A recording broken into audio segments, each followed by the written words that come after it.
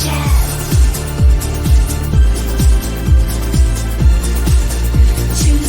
night gaming chat. Tuesday night gaming chat. Hello everyone, how's it going? Yes, we're back for another Tuesday night gaming chat, or as we call it, TNGC, where we talk through all the latest gaming news and reviews from the last 7 days or so. How are all of you? You wonderful lot. Mr. Dan Game Tank, you were the first one here with 1 minute to 9. Good evening. Danka, hello. And again, thank you to Danka for making us that lovely little intro that we played for the last couple of weeks. So greatly appreciate it. Big Jesse, hello. He says, sorry, I'm late. I just got to the end of the podcast Mag sent me. Yes, sorry, that was a very long answer phone message. There you go. Kylie, good evening. Howdy, howdy, howdy. How you doing? iQuail, good evening. And happy birthday to you yesterday. Happy birthday to you. I believe it's your birthday. You got away without me singing happy birthday to you yesterday. Triangle Face, how you doing? Good to see you. Sawyer, Geezer, how are you? Flame, hello.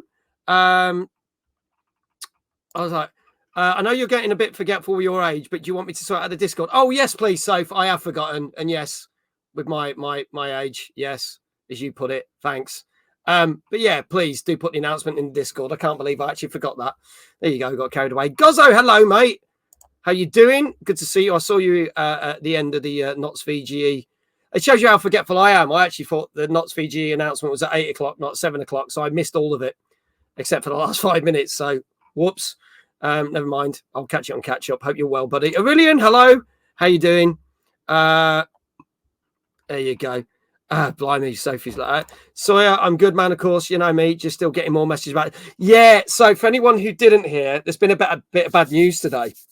So Insomnia Game Festival basically looks like it's on its last legs. They haven't put an official statement out as yet, but the next Insomnia was due to be in September at the NEC. And numerous team members have been laid off today.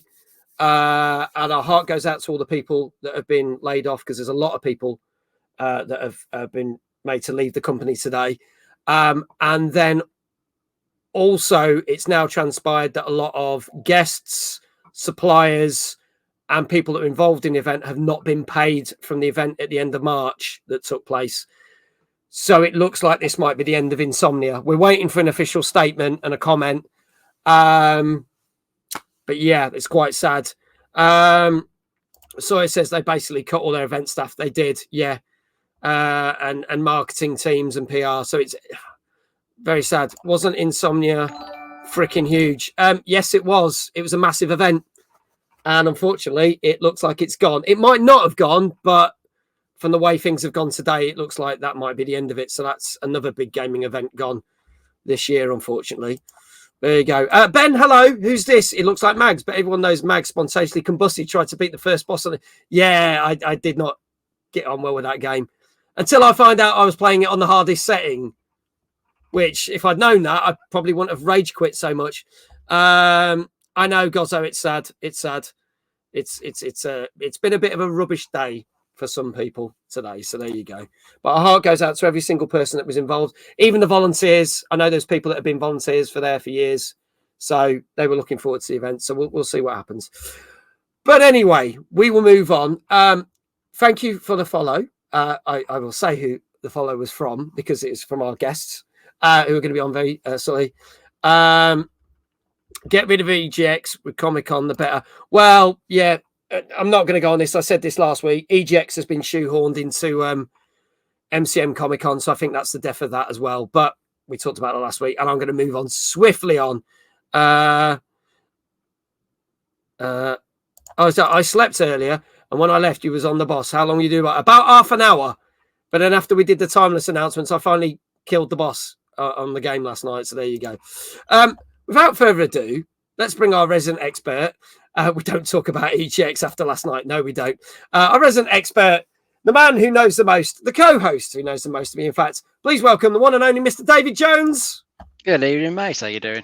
I'm good. How are you, my friends? Not too bad. Not too bad. Okay. What have you been playing? What have you been up to? Oh, I've been playing a little bit more stuff on VR. So I carried on a little bit of that walkabout mini golf that I told you about last week. Yes, which That's sounds still fun. good. Yeah, still having fun with that one. And I had a quick go on Jurassic World Aftermath.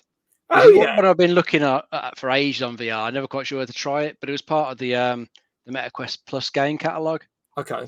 So I thought, it's not too bad. I mean, only sort of started it. It feels like a bit of a sort of lightweight, sort of alien isolation type game. Oh, okay. So Sneak- hide from the raptors and things, and That's it. Hiding from the raptors, distraction, so you can sneak further around. Get deeper into the base on the island that you're stuck on. It seems quite good so far, so I'm probably going to play a little bit more of that. And then I decided to carry on with my playthrough on Prey Moon Crash. If you ever played the DLC for Prey, you know what? I wanted to get that, and I've never have. it's well worth playing. It usually gets cheap in like sales on somewhere. So if you see it, give it a go because it is very good. It's a roguelike game, so it changes up a bit from the base game. It does it very well. There's a little bit of a narrative there, and it's got some good challenge to it. Yeah. I wasn't too far off finishing it. I only had like about 2 parts of it to sort of finish off. Right. Okay. I think I must have got distracted by other new shiny games. Something new comes out, takes your focus, takes you ages to get back to the original thing. So I thought I'd go back to it and finish it off. So I've done one of the 2 things I had left, and I've just got to do the final bit now, which is just trying to get all the 5 characters to escape from the moon base in like one single run. So that'll probably take me a little bit of time. So that might be done by the weekend, hopefully. Okay. Well, as Danke says, it's quite fitting because we're going to be talking about some people that made that game a little bit later on. Professor Stork, hello. She said, yes, Mag and Dave are awesome. Thank you. Very kind to say. Sawyer says, I hope you are picking up Ghost of Tsushima on PC this week. I won't be. I don't know. Will you be, Dave, or you already got it? No. I did try it briefly on, was it PS Plus? When it popped up on their games catalog. It was okay. It's just at the time, just another open world game. I was already playing a few, so I didn't bother with it. But I've heard good things about it, so maybe one day. It's sitting on my backlog, so I probably will play it. And maybe for the fact it's coming out on PC, is it tomorrow or Thursday? And we'll talk about that on next week's show. Yeah. I might actually get around to trying it. So there you go. In terms of what I've been playing, so I jumped onto Alone in the Dark.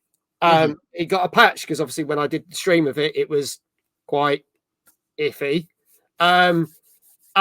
It's not a very long game. I didn't realize. I thought, oh, here we go. This will be long. I literally finished it within about 6 hours. But the annoying thing was there was a game-breaking bug in it still. And when I looked at the updated notes, it said they fixed it. And then there's a lot of people saying you haven't fixed it, which meant I had to go back to a whole chapter and play through a whole chapter to get through the game-breaking bug, which was a little annoying. And I noticed as the game went on, it seemed to get more clunky, which is worrying because from the patch, it seemed the game had fixed a lot of the problems with the game. And it must have been I'm going to say this now, one of the lamest boss fights I've ever done in a game in a long time. And I've come away from the game going, I didn't understand one bit of it. I honestly don't understand the plot, but I did get one of the 2 good endings. Because whereas with Banishers, I played all that way through and got the worst ending, I got one of the 2 good endings. So I did watch. I couldn't be bothered to go back and play through it again, which sounds bad. But apparently there's 2 bad endings which differ. Then 2 good endings which actually are pretty much the same. It's just whoever you take the lead character. And then there is a secret ending, which apparently they make references to the fact that there was pirates and things in the original Alone Dark games. And they said, but there was none of this in this play, which they've been to watch. And they go, oh, well, maybe next time, as if to hint there's going to be a sequel. But yeah, I can't see it happening, unfortunately. So, but there you go. That's a shame. So I've moved on. I've now moved on the South Park game because it's so short. I've literally got one more level on that and it's done. And I've been playing House Flipper 2 because that came out on consoles. Playing that and still bouncing between stuff. So I'm kind of going there. I think Pacific Drive is my next one. I've got to jump onto Pacific Drive and get that done. Love that. I've managed to knock a hole in the backlog of this year, but then it's building up again. So we'll see how we go. So there you go. Anyway, Discord tells you I've been playing Bluey because it's everyone keeps asking me about this. Yes, I've been playing Bluey, the video game, because it's a very easy 1,000 gamer score to get. And I do pick games that get 1,000 gamer score because then I save up all the points and get free Xbox Game Pass because I haven't paid for Xbox Game Pass in nearly 5 years, and I still have another year's worth of free Game Pass on it. Yeah, so I have to play games like Bluey, the video game, to make sure that I don't pay for it because I'm tight. But there you go. Anyway, and also because Outright are legends. Yes, Jesse, because they're near where Jesse lives. So there you go. My kids love the Bluey game. There's nothing wrong with kids' video games. It's all good. It's all good. So there you go. What's my gamer score? I have no idea. Oh, 197,000 something, apparently. 197,000. It just pops up on the screen. There you go. Anyway, let's move on. Let's bring in our guests. Yes, I did, Manic. I did hear about that. Hello and good evening, by the way, Manic. How you doing? So let's bring our guests. Obviously, you've heard me waffle on about WASD for like the last many times. Yeah, for like many times. Even before I went, I was waffling on about it because I do love WASD, and I do get to meet some fabulous devs and play some wonderful games. And tonight's guests are from a game that is not due out until Halloween of 2025. Now, it featured in my roundup show of all the games I played that I did literally a couple of weeks ago. And no, it's not an ad. I'm not endorsed by this game. I just like this game. That's why I wanted to invite the guests on. Sorry, you cheeky. Anyway, you might want to review it. So there you go for your magazine. So there you go. So doing that hashtag ad. So I would like to bring in two people this evening because we have two guests. Firstly, I'd like to bring in James Lightfoot from Lightfoot Bro Games, who are making Sleepy Time Village. And I would also like to bring in Steve Horry, who's basically the man behind Sleepy Time Village and the actual, I don't want to say comic because sometimes people are a bit funny, or graphic novel. So I'll let him decide which one is the correct word before getting a slap on the wrist. There is a link there, but let's bring in James and Steve, and then we'll talk a bit more about the game and the Kickstarter. Hello, gentlemen. Hello, how you doing? All right. Good. You can call I hope it. my intro did you justice. I hope You can call it whatever you like. I've definitely art I've created has been called worse than comics or graphic novels. Okay. So I'm going to take both of those. They're fine. Well, it's an epic comic and graphic novel. Yeah, there we go. There you go. So, I'll actually start with you, Steve, if that's okay. Yeah, go on. How did Sleepy Time Village all come about? We'll play a trailer for the game in a minute. I'll talk to James. So, tell us about it. I'd finished one comic and I was looking for an idea for another one. And hi, Professor Stalk. Yeah, I've got two children, and you know, when you start as a parent, there's always responsibility, and you think, I'm not going to use TV as a crutch. I'm not going to just stick them in front of the TV. I'm going to be the perfect father in every possible way. And you're not talking nonsense to yourself, basically. It's 3 o'clock in the morning. You want them to go to sleep. You will do whatever it takes to get them to go to sleep. And I got a little bit obsessed with CBeebies bedtime hour, which is, amazing. But all of those programs are designed to make children go to sleep. But watching it as an adult, they're flipping terrifying, absolutely terrifying. Like there's a show called Moon and Me, which is so In the Night Garden was the main one, but it's just surreal. It's really, really weird and really hard to explain. It's kind of that Magic Roundabout sort of thing where everything's really weird.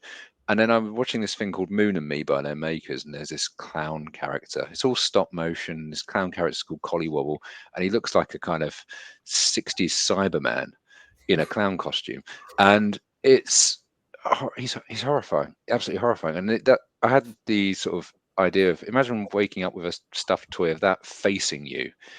And then that led to the idea of, what if you woke up in the Night Garden or in Moon and Me in that world, and working back from that to work out what the story was around that. So we've got no, don't. What, you... This is Collywobble. Look at his little face. Look at his horrible little face. I mean, if you see it move as well, it's even worse. Yeah, it's extremely terrifying in stop motion. But carry on, Steve. Sorry. Ben, you are totally correct. Yeah, it's got to be. So basically, there's a guy called Ken Reynolds who had worked with on some previous comics as well. He's a genius. He's a writer and a letterer and all sorts. And I said to him, because I wanted him involved from the lettering point of view again, I was like, Ken, I've got a new idea for a comic. And it's like, what? I was like, well, it's life on Mars, but he wakes up in the Night Garden instead of the 70s. He's like, yeah, that's not a story. That's a pitch. what's the story? And I'm like, well, and then he kept prodding me and prodding me and Yeah. prodding me. And, you know, the ideas were sort of there and Ken forced them into reality. And so between us, you know, him pushing me and poking me, I developed the story, wrote the story, you know, that went into production. We got a Ukrainian artist called Yulia involved. And then we were quite far into that. I think we just got into we just sorted out the stuff with a publisher. And then I get this call from message from James out of the blue.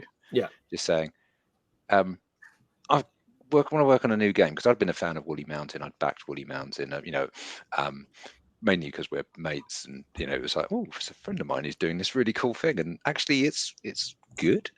And yeah, just would you like to turn a comic into a game? And he talked about one of the previous ones, and I was kind of, well, you know, that's all right, but I've got this new thing and it might work better. And so I ended up pitching that to James and sending him a sampler, and then that's the point where I can smoothly hand over to James Okay. to let him talk a little bit, because I'm rambling.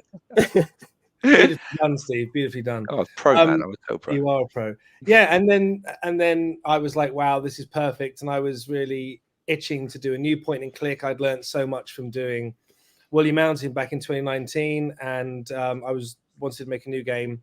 I saw this, I saw the art, the pitch, the story, and I was right, let's go, let's do this.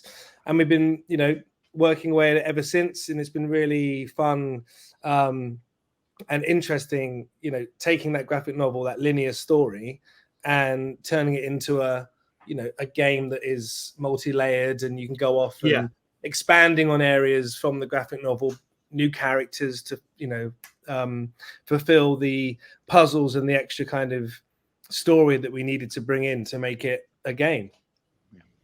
And now, I mean, because the thing with a graphic novel is, you know, you're guiding the reader through it all the way, whereas turning it into something that's a little bit more interactive is, for me, seeing that come to life has been awfully exciting. Also for my daughter, because we wanted children's characters that would freak out adults like Collywobble, but appeal to kids. My daughter is a keen gamer and artist. I mean, she's stop, don't. But it's horrible. So you know, she was about 3 or 5 between 3 and 5 when we started this, and then she ended up designing a lot of the characters, and then Yulia would take them and kind of interpret them. So for her, as you know, she reads comics because, you know, she's my daughter and I've indoctrinated the poor sod. So first it was exciting seeing them. Obviously we cover up the rude words, but it was exciting for her seeing them come to life as that. And then suddenly James is involved and they're animated moving things, and that's been even more exciting for her. And thankfully now we've got a swear-free version of the game so she can play it. See, that was something I like, because this was come up because obviously it is like kind of an adult themed orientated game, but then you've got like a swear-free version, an option that you can change, which I thought was very clever. Only one person picked that option that I saw at WASD. Oh, really? Yeah. I mean, for me, like, we decided to go all out, and I remember like going on my Discord and, you know, kind of saying, swearing or no swearing, what do people think? So I know that, you know, some people don't like it, and I didn't want to, you know, am I kind of alienating an audience kind of thing? And we decided, no, let's go for it. There's swearing in the graphic novel. It's meant to be, you know, that this kind of miserable adult wakes up in this place that's freaking him out, and he's going to react as we all would with the words that we all would. So we went for it, and we really went for it in some places. That in the voice the demo made us laugh very much, because you know, good swearing and properly timed swearing is very funny and punchy. Anyway, I would keep waking up in the middle of the night thinking, oh, you know, I'm not sure. And I decided in the end to stop that worry. I would give the player the option to turn the swearing off, whereby, you know, it's crossed out, asterisked out, and bleeped out, like in a, you know, before the watershed showing of something that has swearing in. So that is in there. But like Steve said, only one person chose that. These kids would sit down. I'd be like, hold on, this has got swearing in. They were like, yeah. And fine, I warned you. yeah, so there you go. That's that swearing option. I'm glad it's in. Cool. Should we have a look at the trailer? Yes. So we played the trailer. For some of you that watched the show before, you will have seen this trailer when I did my WSD special. But for those who didn't, check out this. This is the Sleepy Time Village teaser trailer. And then we're going to talk a little bit more about the Kickstarter, and then we'll crack on with the show. So let's have a look at this. What a bloody day. Where's my cab? Can't be late. Can't be late. So tired.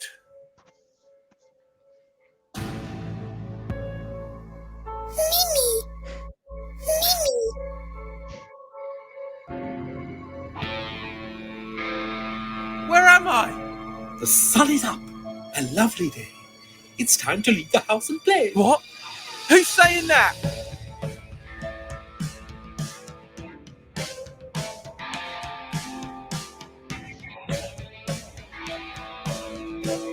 Puzzle?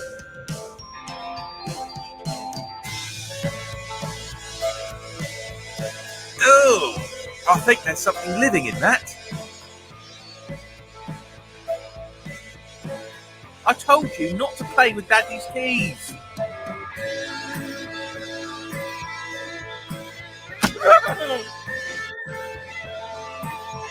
I don't like the look of this. Ah! What is this place?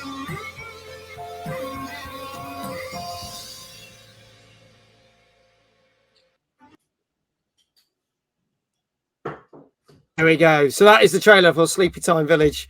Professor Light's like, oh, he's like, that reminds me of the sun from the Teletubbies. I always thought that was all right.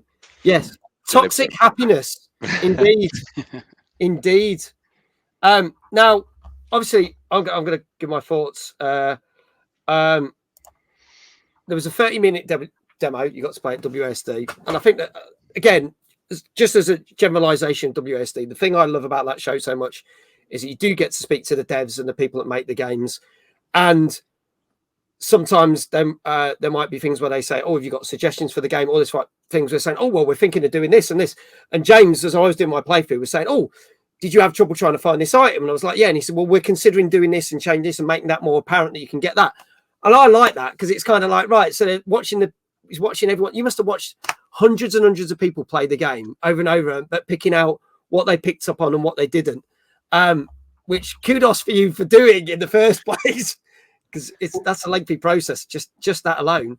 Well, yeah, and it's really good because we launched the new demo, version 1.3 yesterday or today. I can't remember when I put it up. The Steam one is going up this evening, but Itch and all the rest, it's 1.3 with all those tiny bugs that I saw everyone do at WAS, and specifically with that bit you're referring to as well.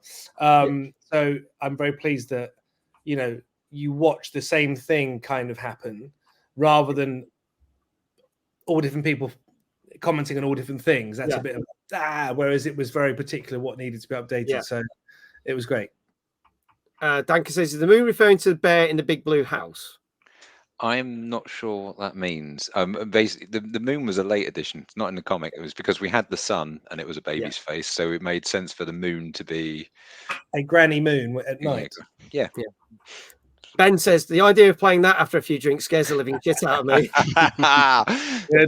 Good. Yeah. So it's a question: do I need to be on drugs for it to make sense? No, it's basically the story-wise, it's a Christmas Carol. So it's or a bit a Christmas Carol. It's not an exact, but that's probably the biggest influence. When you start playing it.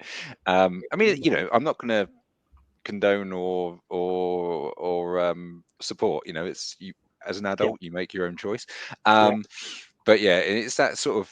See, I'm all right with Iggle Piggle. You're fine. I like Iggle Piggle. So it's a Christmas Carol.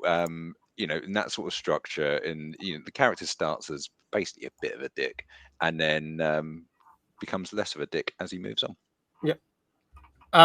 So it's almost like a redemption story in that respect, isn't it? Yeah. Now, obviously, you when I met James at the show, you were saying that the Kickstarter was about to launch, and so far it seems to be very successful because it's already managed to do 8,000 from the 12,000 goal, which is superb. Yeah, I mean, so far so good. So, if you like the look of it, please help us, get there. There's a good amount of time to go.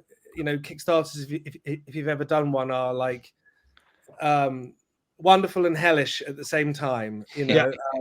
So yes, please help us get there. And if we do, reach it before the end, we can bring in lots of stretch goals and stuff. And there's lots of cool rewards and all that. Sorry, I was laughing at the comments there, but yeah, I mean, basically what he said. There's such a like.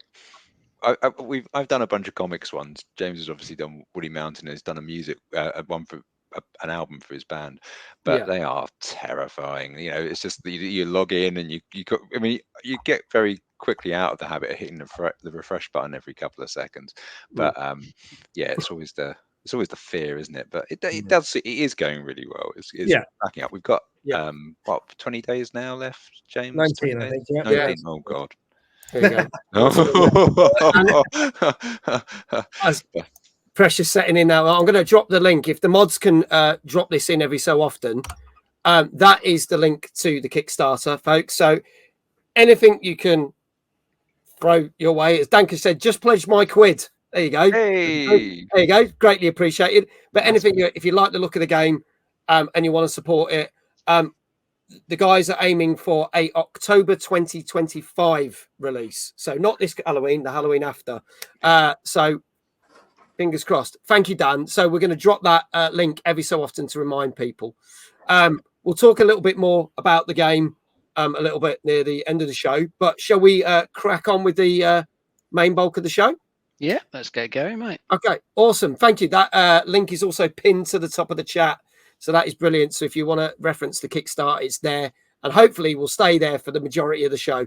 There we go. So, ladies and gentlemen, this is our 167th show. We've got 8 new games, including V Rising, Little Kitty, Big City, Animal Well, and Homeworld 3. Plus, we'll be doing 100 games to play before you die. And some of the latest gaming news from the last 7 days or so. Hello to everyone who's joined us since we started the show. And hello, Sega Guru. Hello, sir. You're here. Good to see you. Let's crack on with our first game. I actually did a stream of this when this came out in early access, originally on PC, and it got its official release last Wednesday on PlayStation 5 and PC. And this is V Rising. Let's have a look at the trailer for this.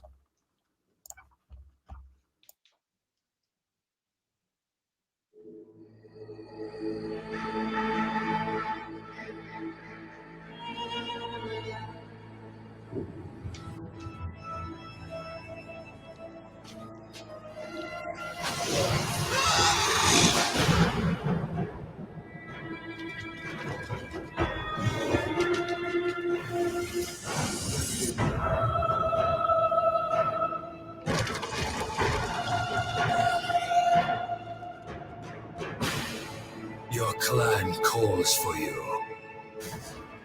Rise from your crypt.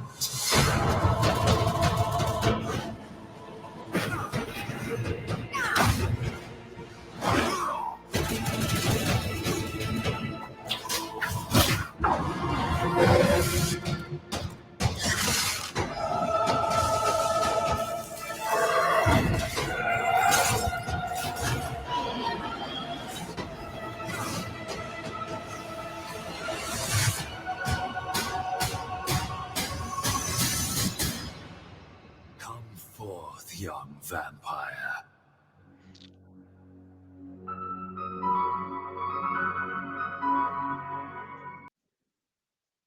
There you go, folks. So that is V Rising, which came out last Wednesday on PC and PS5 and is finally out of early access. Dave, tell us a little bit more about this one, please.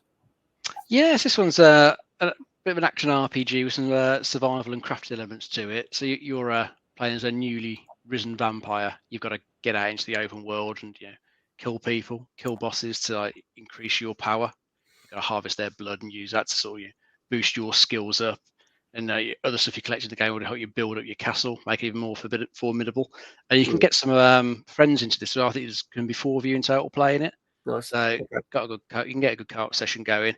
It looks pretty decent, I think, graphics wise. Yeah, I think it's been in early access for a good year or more. So Yeah. that's had plenty of time to tweak it, based on players' feedback. And yeah, it looks pretty decent. I know a friend of mine brought this quite a while back, and he said it was pretty good back then. So should have improved it quite a bit more in the intervening time. But yeah, as you're playing as a vampire, you've obviously got to be careful when daylight comes out. So if you're still up roaming the open world, then you're going to start taking some serious damage. Unless you can get to like shadowed areas or hide inside somewhere until the sun goes back down again. But yeah, I think it looks pretty decent. I'd consider giving it a go. Yeah, I'd only played the early access of this, and I enjoyed it for what it was. So I would actually jump back into this now. But yeah, it's quite clever how even with you jump into the shade of a tree so that you don't start lighting up. But obviously, because the time of day shifts, the shade moves. Keep moving around that realistically, so you have to keep moving and hopping from space to space, which was really good. I'm going to start with Steve for this game. Oh yeah, sorry to drop you on this one. What your thoughts on this one? Did you like the look of it? Is it your kind of vibe? I like the look of. I mean, the white jackets. A misnomer. There's always a bit of a touch of goth. But yeah, I mean, Vampires looks quite cool. Some of the action looked really good. I like the score quite a lot. Some of the sound that was going on underneath there. I like this idea of having to avoid the sunlight and the shade moving. That's a nice little piece of attention to detail there. So yeah, I'd have a go at that. I'd probably be terrible at it, but I'd have a go. Okay. All right. Well, for those who haven't seen the show before, we technically don't review the games. What we do is we scour the internet and get lots of scores from different websites, whether it be such like IGN, Eurogamer, Metacritic, GamerRanks, GameSpot, to name a few. And then I squish those scores down and get an average score. You may agree with it, you may not, but this is a bit of fun where the chat and our guests and Dave can interact and basically try and win a shout out in the chat. So you can score anything between 0 and 10, and you can have half scores as well. Please no quarter scores. It just gets too complicated. So a couple of people have already started to put things. Danka is saying this has to be at least an 8 out of 10. Professor Stork is saying a 7.5. I'm sure Manic says an 8 out of 10 as well. Dave, I'll start with you. What do you reckon? I'm going to go for an 8. You're going for an 8. Professor Stork says, I want to decorate a castle and shoot fireballs. It's got to be a 7.5. So Dave is saying an 8. Ben is saying a 7. Sophie says, can I have a 7.67? No, I can round you down to 7.5. Did Dave say 5? No, he didn't. 3 to that. Yeah, he had 3. Yeah. Gozzo says an 8. You're just going to make things more complicated for me, Dave. Iquail says, I think this might be higher. I'm going to go for an 8.5. Dan says prime numbers only. There you go. 2 pi for me. Oh, blimey, we're getting ridiculous now. I'm going to change mine to 8.5. Oh, here we go. 7.1415. I'm going to round you down to 7. You lot are just being blooming pedantic in chat now. Yeah. Steve, what do you reckon this got? Well, when you were both talking about it earlier and you both said you played it and neither of you were massively like, whoa. And I know you're not reviewing, but I'm going to take that as a minor hint. And this may come and shoot me in the face, but I'm going to say 7.5. Okay, 7.5. And James, what do you reckon? I was thinking 8.5 from the get-go. Okay, so we've got an 8, we've got 7.5, we've got an 8.5. Okay. There you go. Remember that 3 minutes where we didn't troll Mag? No, me neither. Thank you, Jesse. Greatly appreciated. God, there's a reminder that my chat hates me. So I can tell you that, and actually, if there's anyone who wants to get a score in last minute, because this is V Rising on PS5 and PC, which came out last Wednesday. And if there's no other scores, I can tell you that this got an 8.5 out of 10. So well done, James. Can we put that out in the chat for Kickstarter, please? Well done. Congratulations. Also, Gozzo, I bet he's glad he's changed his score. Well done, Gozzo. We're getting that right. iQuail as well. Please do go follow these people. They are also streamers and content creators, and they spend their time here watching this show, which we greatly appreciate. So please do give them a follow back. If you're not already following, we greatly appreciate it. So there is our first game of today with a very strong 8.5. Let's swiftly move on to our next game, which also came out last Wednesday. This is out on PC. This is called Solo Leveling Arise. Let's have a look at this one.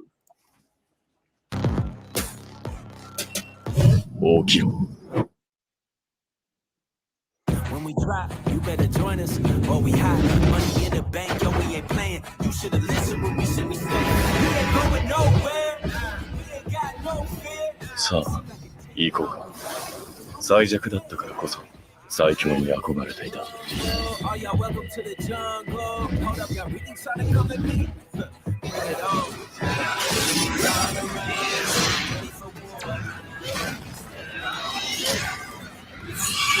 Oki. 出てこい。影よ。ここからが本当の戦いだ。諦めたら終わりだ。もっとレベルアップして、全てを取り戻す。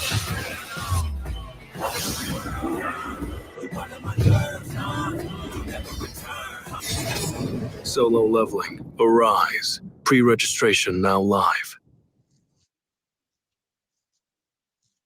So there you go.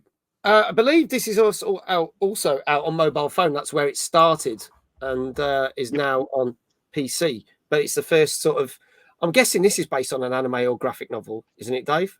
Yeah, I think you mentioned in a trailer it's based on a comic, but I think there might have been some, animation as well. So anime online. So I don't know if it's like on a particular channel, just like an online sort of webisode sort of thing, from what I read earlier. It looks nice enough. I think they've sort of probably captured the style of the anime pretty well with the look of the game. The sort of general story of this one is in this game's world, these gates to different dimensions started appearing, and only enhanced humans have been able to go in them and fight the monsters inside. Your character's like the weakest of these enhanced humans. Pretty crap at what he does because he's the weakest one. But after I think a near-death experience in one of these dungeons, he kind of awakens, and he has got like a quest window, like you get in your average video game, visible to him. So he can use that to then level himself up, to improve the way he can tackle these different dimensions that he goes into, which is one of those convoluted sort of anime type stories. I think the one thing that trailer doesn't really show you is all the gacha mechanics that are in there. So all the different currencies that there are in the game, multiple subscriptions. It's a sort of game that I see that I would never play it now. It's just that mobile gacha trash that just wants to rinse as much money out of you as possible, I'd say. Okay. Maybe if you're a fan of the anime, the comic, you might get something out of it. But I'd say for anyone else, if you don't like those sorts of mechanics, sort of they just steer well clear of. It doesn't sit well with me when you say that, because I'm just thinking, oh god, there you go. I hate that stuff in games. Awful. Yeah. Okay. Just want to say hello to Games Guru, who's here. Good evening. Tiniest Pie, who's just joined us. Hello. Good evening. James, I'm going to hand this one to you. Your thoughts on this one, please. I have to say, it didn't, set me on fire. It didn't, blow me away. It was okay. There were parts that looked good, and there were other parts that didn't look so great. And hearing Dave mention the whole monetary piece in game, I mean, that's just I was started off a bit interested, and then as it went on, I kind of got I lost interest. Okay, all right. So we'll see how this fares. Is this going to get massively downgraded because of those mechanics in it? Get your scores in chat. We've already had a few scores. Gozzo is saying a 7.5. Danker is saying a 7.5 as well. Ben said another generic mobile anime RPG, 6.5. Manic is going for a 7. And Kylie is going for a 7.5 as well. Dave, what do you reckon to this one? I'll try a 7. Going for a 7. Okay. Tiniest Pie, 7.5 as well. That seems to be the middling ground here. Steve?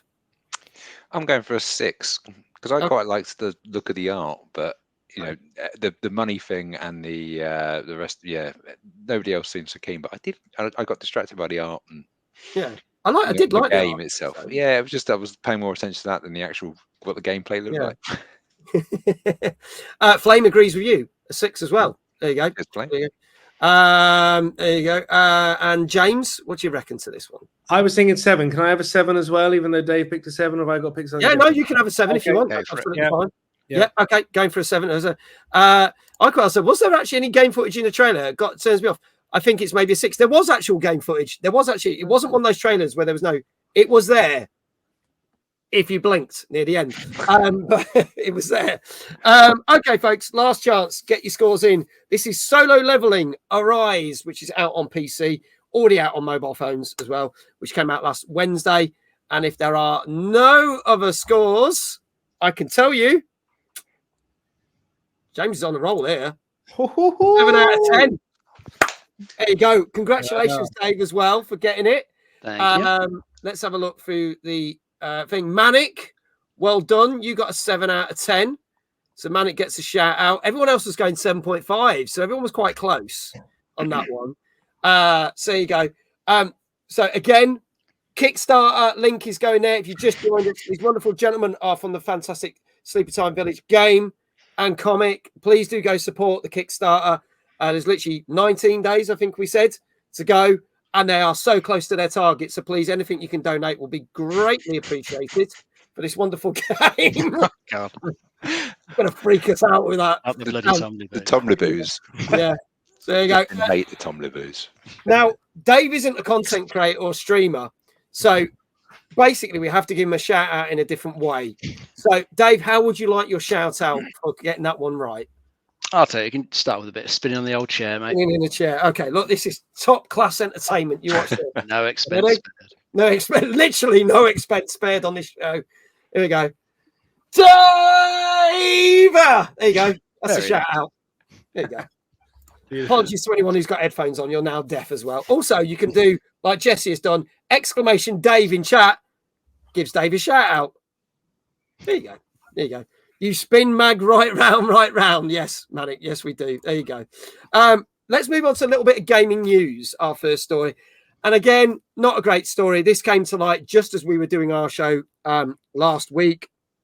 And I did guest. I know Triangle Face, who's in the chat, was on Rapid Review show on Sunday night on their podcast. And I did pop in as a guest to talk about this.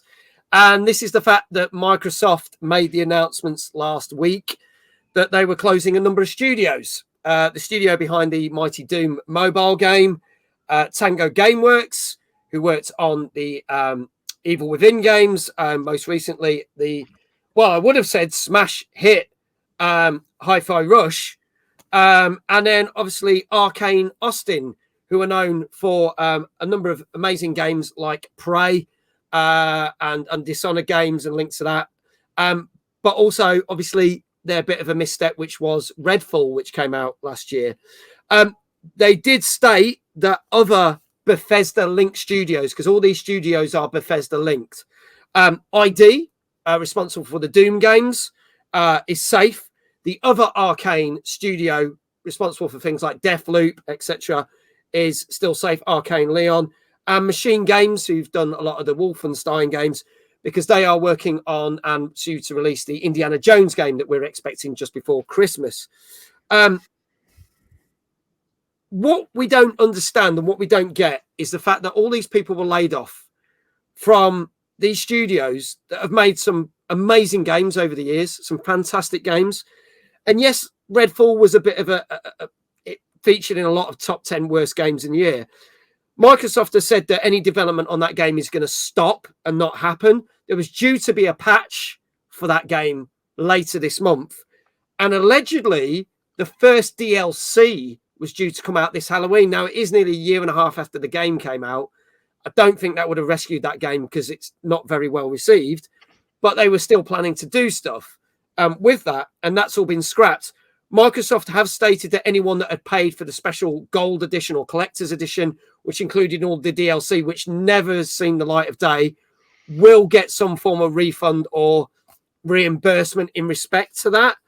But what I don't get is that you've got a game like Hi-Fi Rush, which was critically award-winning, and they literally just released on PlayStation. It was one of the 4 games that Microsoft's so proud to say we're going cross-platform and put it out there, and they've just pulled the rug. at the same time, they announced that they've had a 17% revenue increase and made a 21.9 billion profit. It kind of is a bit of a kick in the balls, really, isn't it? I would say so.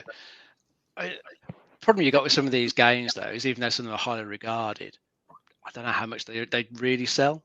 Mm. I think Hi-Fi Rush did do pretty well, but stuff like Prey, unfortunately, failed miserably. Fantastic game, failed miserably. The Dishonored games, they're pretty niche as well. Loved them. Fantastic games still. Loved those immersive scenes. They don't sell well. And I don't know how well, let's say, the Evil Within stuff did as well.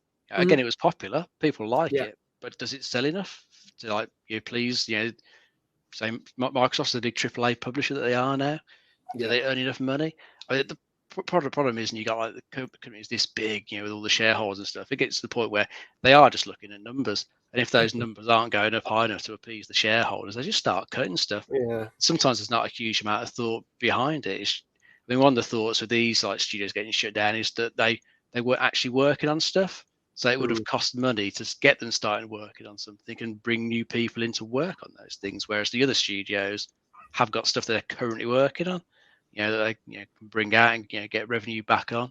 So maybe that's like one of the reasons. But unless Microsoft say an actual concrete reason, it's all just a bit of a guesswork at the moment. Yeah, I agree with Dave. Like, it's the shareholder thing. If you keep acquiring all these companies and you're suddenly worth 10 times as much as you were the year before, you got to be 12 times as much the next year. Yeah, you're going to just do what the accountant says. And I think the lesson is, if you're a small, successful studio, think more than twice before you allow yourself to get snapped up. Yeah, it's a scary thought, because if you think about it,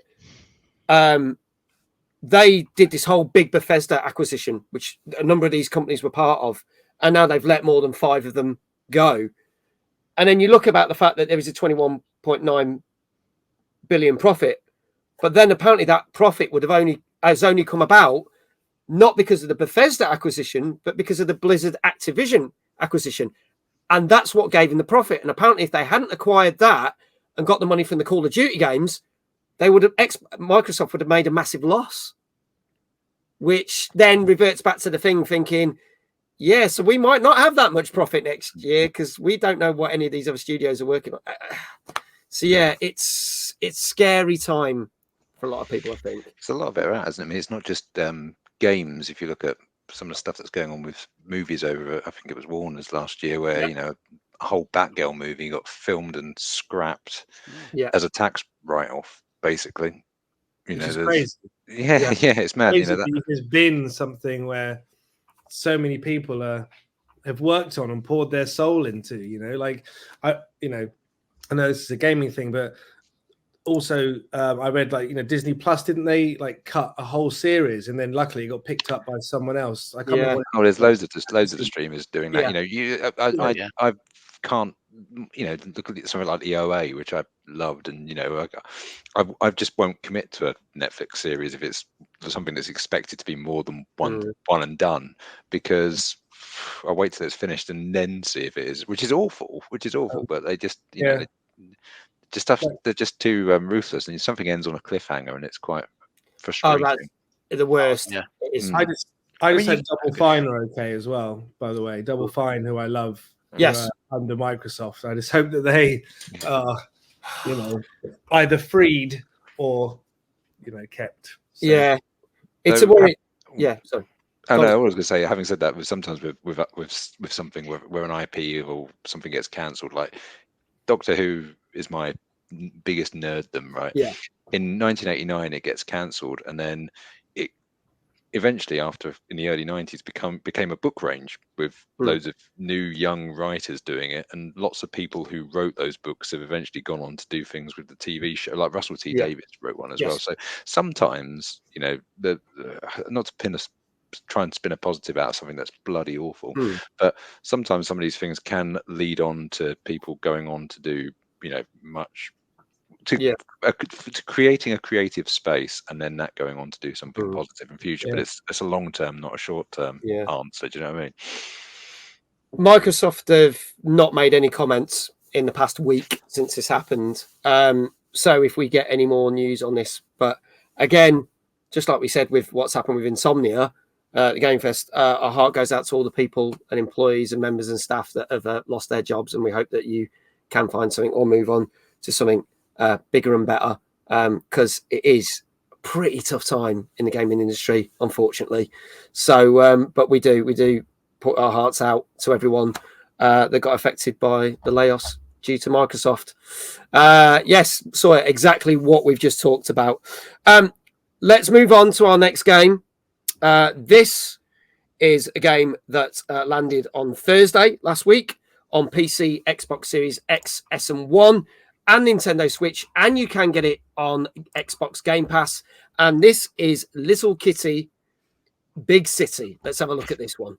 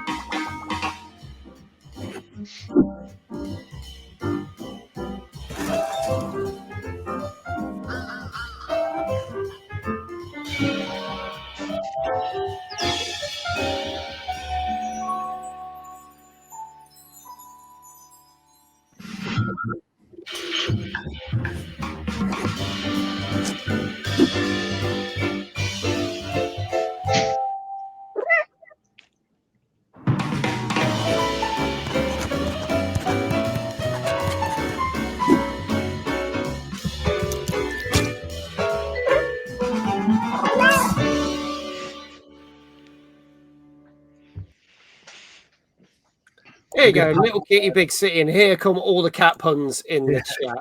So there you go. It's a much tamer version of Stray. It is. The best way I would say this is there are similarities to Untitled Goose Game. So it's another how to be a total dick simulator, I think. But is that the case, Dave, or is it a bit more lighthearted than that? It looks pretty light-hearted from what I can see, but I like the comparisons to Untitled Goose. That was a fun little game just to mess around in. You could do the little task, then you could just like go mess around and piss off all the people, steal their stuff anyway. Great fun in that case. If you can do similar stuff in this one, it'll be pretty cool. You're playing a little black cat in this one, obviously. Who's I think he's fallen down from the apartment where he lives, and it ends up just sort of lost in this little Japanese city. So you've got to try and find a way to get back up to the apartment block that you fell down from. And I think you can just pretty much go and do that straight away, or you can explore the city a bit more. Meet other animals around there, do little sort of side quests for them, go and tease a few humans, trip them up like we saw in the trailer, and of course find lots of little hats for the cat to make it look even cuter. Because why not?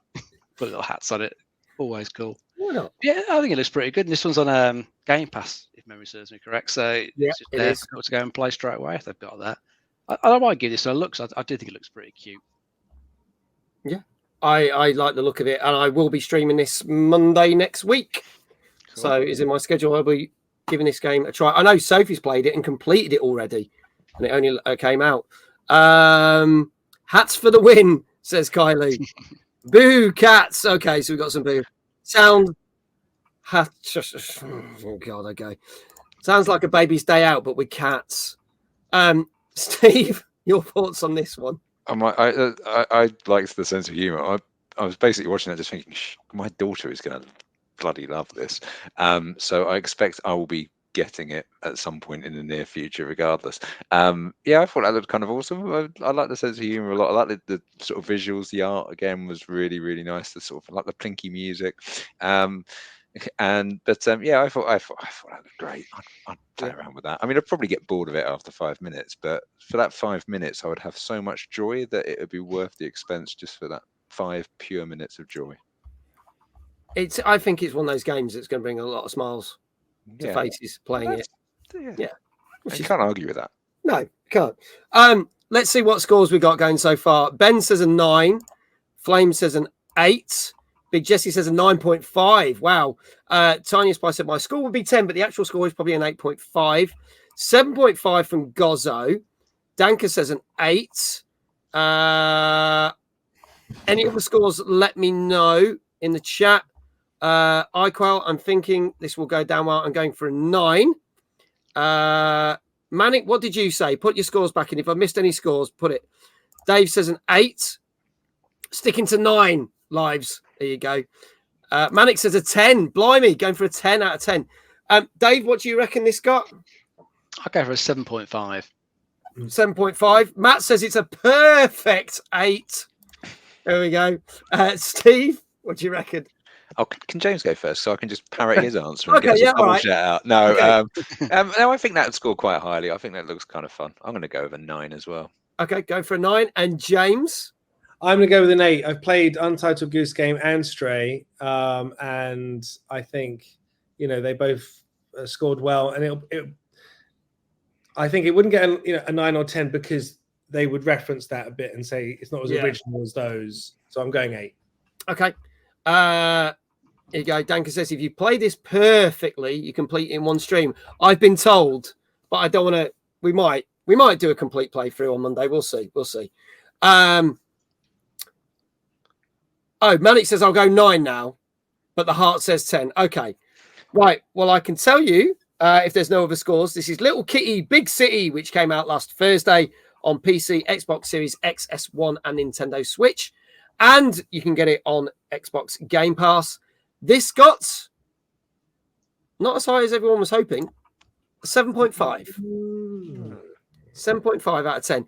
Did see some reviews give it as high as 8, but some were lower than that. So there you go. Well done, Gozzo. Gozzo got that right. Yes, 7.5. People are like, boo in the chat. I'm like, boo in this room. Yeah. So, yeah, there you go, folks. 7.5. I think, is it only Gozzo that got it right? Oh, and me, mate. Oh, you got it right. Oh, sorry, Dave. My apologies. All right, Dave, how do you want your shout out? You can do your little walk on from the side, mate. Tiniest Pie says, I'm going to be installing it. Meow. Oh, my life. There we go. Don't forget, exclamation Dave in the chat. Right, you ready? Go for it. Dave! Very nice. Sorry. There you go. People don't realise I actually walk a fair distance before getting to that bit. That's the funny bit.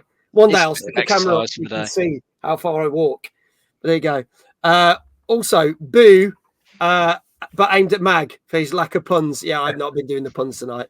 I must make sure my daughter never ever finds out about this game. Oh, if she does, I'm never seeing my computer again. This game is the cat's meow, and it does not deserve a certain 0.5. Whoever journalist rated it, obviously dog lovers. There you go.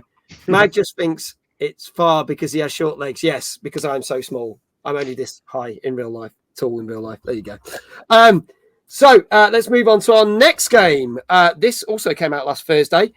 This time, this is on PS5, PC, and Nintendo Switch. And this is Animal Well. Let's have a look at this.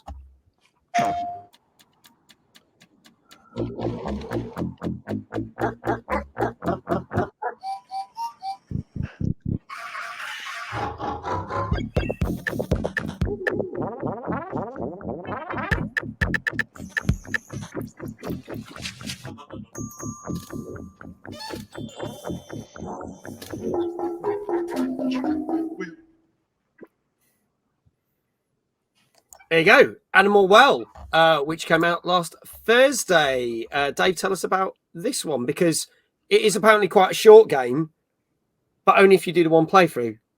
And there's reasons to carry on playing, isn't there? Yeah, I believe so. We'll keep away from spoilers. I'll let people discover that themselves. But yeah, this game, it's a Metroidvania, but it's a non-linear Metroidvania. So instead of like the standard style where you find the power-ups in a particular order to get further, you can just, go your own way through the world that you're in, and you might find different power ups to begin with than like someone else is playing. And it's also, it doesn't really hold your hand either. So you'll get these power ups, you don't really know what to do with them. It's up to you to try and figure it out. So there's going to be a lot of trial and error trying to work out what these items can do to help you progress in the world. And some of them have got multiple uses as well. Like there are, I think, firecrackers you can use, and they can obviously scare like some of the animals that are down there to like help you get past certain obstacles. But then they've got other uses apart from that. So there's quite a lot to try and figure out in the game. But I think it looks really cool. I love the art style, the pixel art style it's gone for. And also the animations that it's using there. Some of it looks really, really nice. You see it in motion. It's a very cool looking game. What am I thinking I might have to have a look at some point? Yeah, I like the look of this. So as we stated, it can be quite a short game. People are saying it takes roughly about 5 hours to play. But then if you want to uncover all the secrets and other things, I know some reviewers said they were playing up to 40 hours to uncover all the little hidden gems and bits and pieces, which actually make it into a far bigger game than it is. Couple of people got scores in already, but before we do that, James, I'd like to hear your thoughts on this one. Yeah, it's right on my street. That the art style, the lighting, the trailer music, like everything about that, I would just love. And to be honest, a 5 hour, experience, memorable experience would be great, because sometimes games can be too big, and we've got many to play. Yeah. And if you're trying to make games, they really do get pushed to the side. So I will definitely be checking that one out. In fact, I saw the trailer on some other, I think it might have been the Switch release recently, where they did the new stuff, and it caught my attention then. So you've wonderfully reminded me to check that out immediately after this. Okay, amazing. I want to try this game as well. Not going to lie. Gozzo says looks good. I will say this can be a 9. Danker says got to be a 9. This has to be my first point on the scoreboard. He's like determined to get one right. Ben says an 8. Pie's not liking the look of this. Says a 5. Kylie says 8.5. Also love the music. Better 5 hours of great than 40 hours of filler. Totally agree. Dave, what do you reckon? I'm going to go for a 9. You're going for a 9? Okay. Mr. Johnson says 6.5. Good evening, Mr. Johnson. I know you were here earlier, but I didn't actually say hello. Music reminded me of that Dogtanian theme.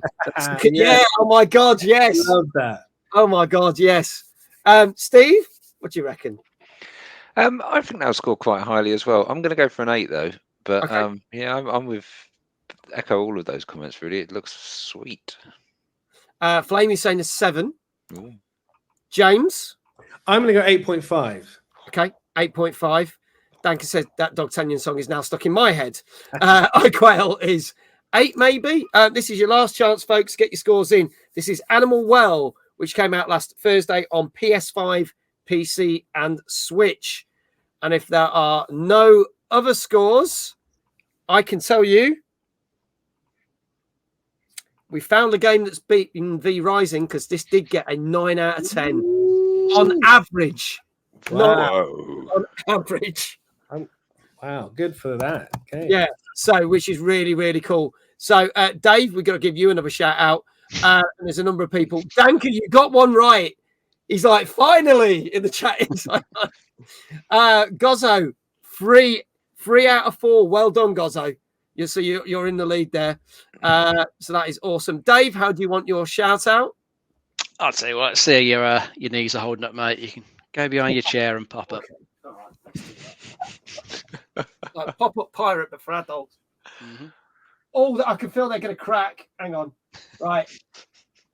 Dave! Very nice. That wasn't feeling too good, I'll be honest. That was better on the way up than it was. Yeah, anyway, there you go. We'll have some more games coming up very shortly. And what I'll do next time is I'll swap it around. So I'll let James guess for the next 4, and then Steve can go after James. So then it's fair. There you go. Well, neither of us got it right that time around. So yeah, but it's all right. Yeah, it's all right. He's lost his streak. I'm Steve's so over it now. I mean, I'm saying this with a streak of absolutely none right, but he's sinking to my level. Okay, moving on to some more gaming news. Now this one I thought was kind of interesting, but like expected. So Warner Brothers put out a statement that obviously one of the biggest selling games of the year last year was Hogwarts Legacy, and it was very well received, and it did very well for them. And they were hoping to recap that first quarter magic with the Suicide Squad game, which, as we all know, did not go well. And they have basically stated that they have lost $200 million in revenue due to the fact that Suicide Squad did so badly. They matched it up with the quarter one earnings, and it's basically 200 million behind what Hogwarts did in its first 3 months. They said the biggest frustration with a lot of people said the reason that Suicide Squad didn't do well is it really should have been a Batman game because it's made by Rocksteady, and it's not a Batman game. It's a looter shooter with a lot of grinding in it to get certain things, and it's not your typical game. The closest thing we are going to get to a Batman game is apparently a new VR Batman game that's due out later in the year, which is made by the same people who did the Iron Man VR game. So this was the biggest frustration of people, because Batman's a villain in this one. People wanted another Batman game. They didn't get it in Gotham Knights, and they certainly didn't get it in Suicide Squad. I think they got it even less with Suicide Squad. So was this really surprising is my question to chat and I guess and Dave, because my reaction is no, because it didn't do brilliantly and it wasn't really the game that everyone hoped for. But was it? Sorry, you carry on. Oh no, I was going to say, without using words, terrible words, but Suicide Squad doesn't have the same sort of brand recognition as Batman, does it? I mean, it's not like, there's two films, one of which is kind of patchy and one of which is absolutely bloody terrible. And if you're it's not, if all DC's properties, sorry, I'm trying to spit this out because I'm so of all DC's characters and whatever, Suicide Squad isn't the first one I'd pick if I was going to think, I'm going to make flipping Harry Potter money out of it. Yeah. I actually like the James Gunn one. Are you saying you didn't like that one, Steve? I thought that it was patchy. I thought it was all right, but it was it's all right. Yeah, I do agree. As an IP, but especially with two films that kind of both flopped. Yeah. Unless you're like a true Suicide Squad, love of comic wise and stuff, because you're not going to come away from the film. You're not going to be like, I must seek that out immediately, because, like you say, you don't have a lead who's just so much fun to play, who's so iconic. So it probably was a bit of a gamble, to say the least, even though it was Rocksteady. I liked it, but the game didn't reflect the movie. I think that's the thing, and the two movies were very different. I do prefer the second James Gunn one to the first. It is. And again, I was quite surprised that tanked, really. But Icon says, I'm not a gaming company exec, but no, this was not only not surprising, but could be seen from 100 miles away. I think it was pretty much predicted that this was going to tank a year before it came out because of the amount of delays. And then when they finally unveiled the gameplay, everyone went, sorry, what is this? That's it. Another looter shooter. When we'd already looter shooters a couple of years beforehand. I think it's part of the problem you get with the amount of time it takes to make games these days. The big AAAs, they do their trend chasing. They see something that's done well. They we can do the same. It takes so long to make the frigging things. By the time they come out, everyone's moved on to something else. Yeah. I mean, it didn't help that with this one that it didn't really seem to have a huge amount of variety to the gameplay. It seems to be the same 3 missions multiple times. They've been reskinning boss fights, the updates since then. It just doesn't really seem like it's that interesting the game. They brought out a season pass for it, which I have tried. Kylie and myself have tried, and it's even more repetitive than it was when it first came out, because you have to do so much of the same thing over and over again just to unlock the Joker now, and it was just like, why they think that's going to be appealing to people? No, but there you go. So 200 million loss. It's a lot of money, isn't it? It's a lot of money. But I think what you could do with that. Yeah, I know. You could have kept those other studios going at bloody Microsoft. But anyway, that's another story. Let's move on to something else. Let's talk about very quickly, because I won't spend too much time on this tonight. let's talk about Timeless Gaming Convention for all you people who are looking for something to go to during the summer. We have our gaming convention that we run over Arcade Club Bury, Europe's largest arcade. And if you don't know what it is, have a look at this trailer.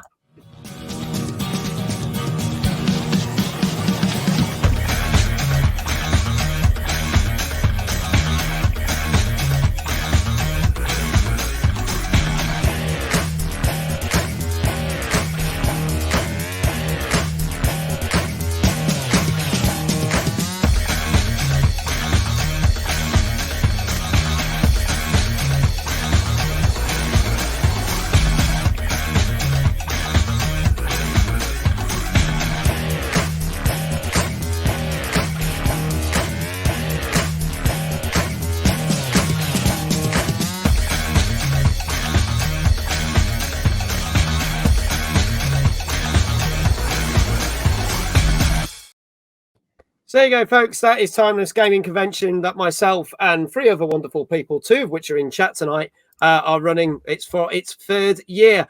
We've made some announcements recently for different guests, and every Monday we make more announcements. But just for anyone who missed it last week we announced that the wonderful Alex Trowers from Bullfrog is joining us on one of our panels.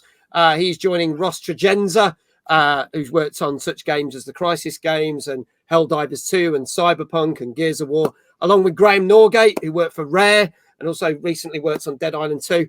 Alex is joining our Legends panel for the event. And we've announced for our content creator panel, we have managed to bag a really big YouTuber and Twitch streamer in Josh Strife Hayes.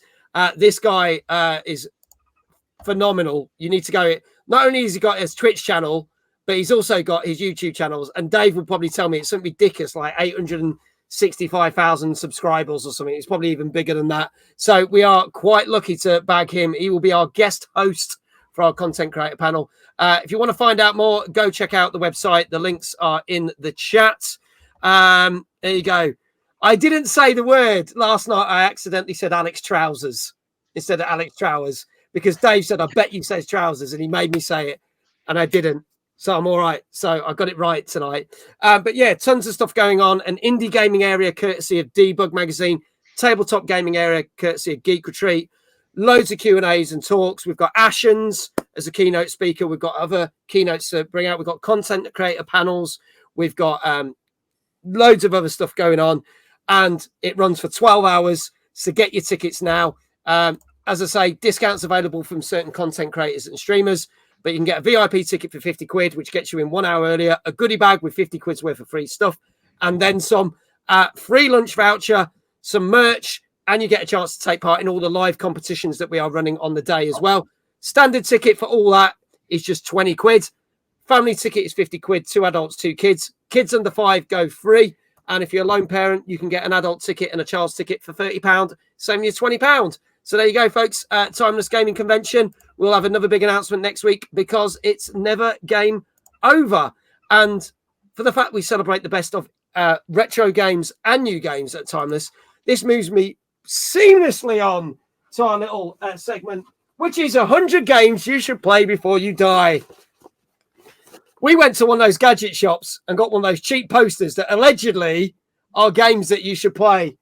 And we've had some bangers like, here we go, Tony Hawk's Pro Skater, Tomb Raider, Time Crisis 2, Donkey Kong Country 2, Legend of Zelda Breath of the Wild, Last of Us, Super Smash Brothers, House of the Dead 2, Uncharted 2, Space Invaders, and Super Mario World. Now, neither Dave or my guests or the chat know the game that I'm going to play. All we want you to do is say either yes or no that you have played this game. And let us know whether you think this deserves to be on our list of 100 games you should play before you die. Let's have a look at tonight's game. Let's go.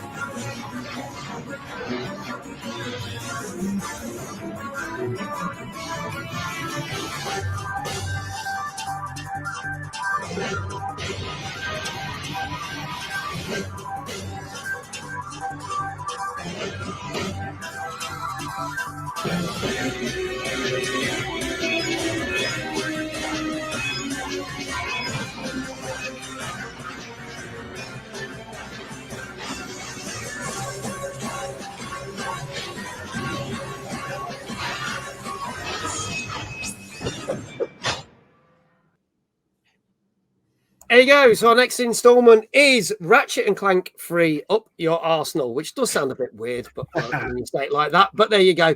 I've not played this one, so it's a no from me. Dave? It's a no from me as well. I've played whether the one was on the PS4, but I've never played this. Okay, right. See, I played the original and then I played the most recent one, which I thought was outstanding. I have to say the most recent one. Steve? Nope. No? Oh, God, it's going to be another one of these this week. James? I've never played any of the Ratchet and Clanks. Oh, no. Okay. All right. Jesse says no. Jesse says no. Manic says, I've played Ratchet and Clank game, just not that one. Oh, I'm not sure I've played this one. Gozzo's played it. Oh, thank God someone has played it. This was just called Ratchet and Clank 3 in Europe because we're boring bastards. There you go. Ben's played it. Kylie's played it. Dan Gametanker's played it. So there's a few people have, but Flame hasn't. Dave Johnson hasn't. Oh, there's a lot more no's than there is yeses. So unfortunately, this is staying unscratched for another week. We're getting ever so closer. I do have to ask, because we've got two more that haven't been scratched off yet, and ask for James and Steve. Have you ever played Total War Shogun 2, which was last week's? I have not. You have not? Okay.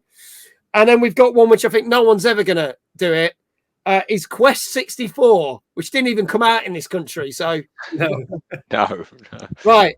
We're moving swiftly on. That was this week's. Hang on, I've got to see what next week is. Hopefully next week we get to scratch it. We can't scratch it. We can't scratch it. Finn, thank you for the raid. Andrew, thank you for the raid. Welcome on in. This is Tuesday Night Gaming Chat. Andrew, thank you for the tier 1 sub as well. That's 26 months. Welcome on in. You've just missed 100 games to play before you die. We will do more of that next week. There you go. That's what I think of that one. There you go. Finn, thank you for the follow as well. We are talking about all the latest gaming news and reviews from the last 7 days. So let's crack on with our next game. This came out on Thursday. This is out on PC. And this is King Arthur Legion. And hopefully I got this right. Is King Arthur Legion 9. So let's have a look at the trailer for this. Thank you again to Andrew and Finn. Greatly appreciate the 2 raids.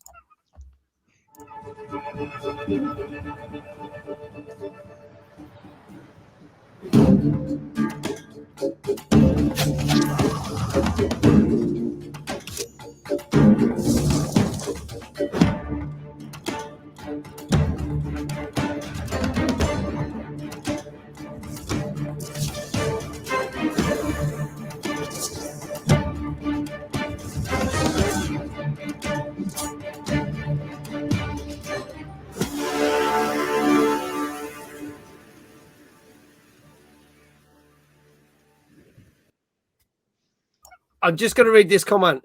A lot of top downs tonight. That's what she said. There you go. So, Dave, tell us what I couldn't resist. Dave, tell us a bit about this one, please. Yeah, this is, I believe, a standalone expansion to King Arthur Knight's Tale, which was out a couple of years ago. Yeah. This one you're playing as the commander of a Roman legion that's come to the island of Avalon, where the game series is set, and you're looking to take it over and sort of rebuild it in the Roman image. But you've got to try and find some of your missing legionnaires that are scattered across the island, and you'll be fighting, I think, some of the Knights of the Round Table and other nightmarish creatures across the island. It's a turn-based RPG. You can see on some of the bits of the videos, like sort of grid-based, move your characters around, turn by turn, and pick the skills to use against the enemy. Probably got some sort of vibes like a bit of Baldur's Gate 3. It's probably a reasonable comparison combat-wise. Turn-based side of it. I think it looks okay. I never played the first one, but I always quite like Roman themed stuff. Always quite like anything to do with Rome. So it's one that maybe one day I'll possibly have a look at. Too much stuff in the backlog at the moment. Too much other stuff coming out, but it's one I might look at maybe in a sale at some point. Okay, all right. James, I'm going to start with you this time on this one because I said I'll swap it around. So, what are your thoughts on this? I mean, it's not my cup of tea, that one. I have to say, I liked when his face was zombie-esque at the end. I kind of missed some of that in the other bit. But otherwise Centurions kind of going about the business kind of thing. If it's not Asterix and Obelix, that's the only Centurions I'd be interested in. So not for me, that one, I would say. Fair enough. Okay. Mannix said he thinks it's going to get a 6. That was another XCOM style game. I'm intrigued. Guys, I love the Roman Empire, but I do not love this. Ben says 6.5. Kylie is like, woo, yes, Dave, Roman Empire for the win. Iqual says 5.5. Kylie says 6. So Gozzo says a 6.5. Dave, we'll start with you. What do you reckon this one got? I'll try a 7. Going for a 7. Okay. And James? I'm going 6 on this. Going for a 6 on this one. Steve? I'm going for a 5. Going for a 5. Okay. All right. It's a bit generic. Yeah, it's got 7, 6, 5. Yeah, just like seen it before. Nothing. Yeah. Okay. That's fair enough. That is absolutely fair enough. Let's have a look. Who else has got scores in? Dave Johnson says, I have no interest, so I rank Dave at 9.5 out of 10. There you go, Dave. You get a rating instead. Danka says a 7. Flame says 7.5. Matt's like a meh 6. Yeah, people don't seem too fussed. This is your last chance, folks. Get your scores in the chat. This is King Arthur Legion 9, which came out last Thursday on PC. And Dave's snuck in with a 6.5. And there you go. I'm guessing Johnny says, well, Johnny's not here tonight, bless him, but he probably would. He'd probably give it a 1 out of 10, bless him, if he was here. I can tell you, All Pie says a 6, just snuck in there. But I can tell you, this got, ladies and gentlemen, a rather respectable 7 out of 10. There you go. So if you like your strategy games and that, there you go. Dave, well done. Wow. Thank you, mate. It's another one. You're doing all right. You're doing all right. Danka as well. You got your second one right. Well done, Danka. Congratulations. And for all those that came in on the raids, please do go follow these people that are getting the shout outs. Dave is not cheating. Dave does not see the script. It's only I that sees the script. It's funny because someone accused me of cheating. I don't even give a score, which I thought was hilarious. But there you go. So, Dave, how do you want it? How do you want your shout outs? Let's get you doing a bit more spinning, mate. You only did 1 spin last time. I'm so glad I took a big slurp of Coke before I did this. A can of Coke. All right. Will we see it return? Dave! I am not Dave! Well done. Whoa, that was a bit dizzy. Thank you. Here you go. Woo! Yeah. Okay. Moving on. This was a game that was at WASD. You've probably mentioned that show before a million times. This came out just a few 100 million times. This came out last Thursday on PS4, 5, PC, Xbox Series X and S, and this is Crow Country. Let's have a look at the trailer for this. Peggy 16.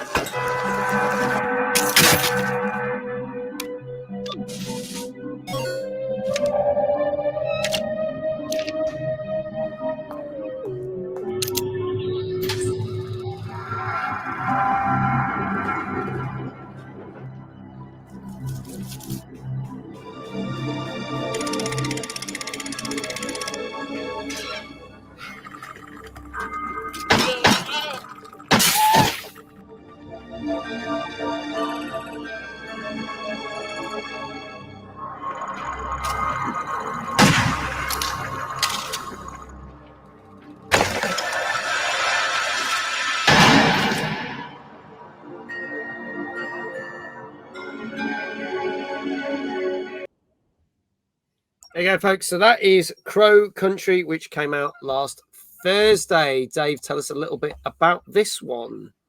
Yes, this one's going for a bit of the retro survival horror vibes. Definitely going for that sort of PS1 era there.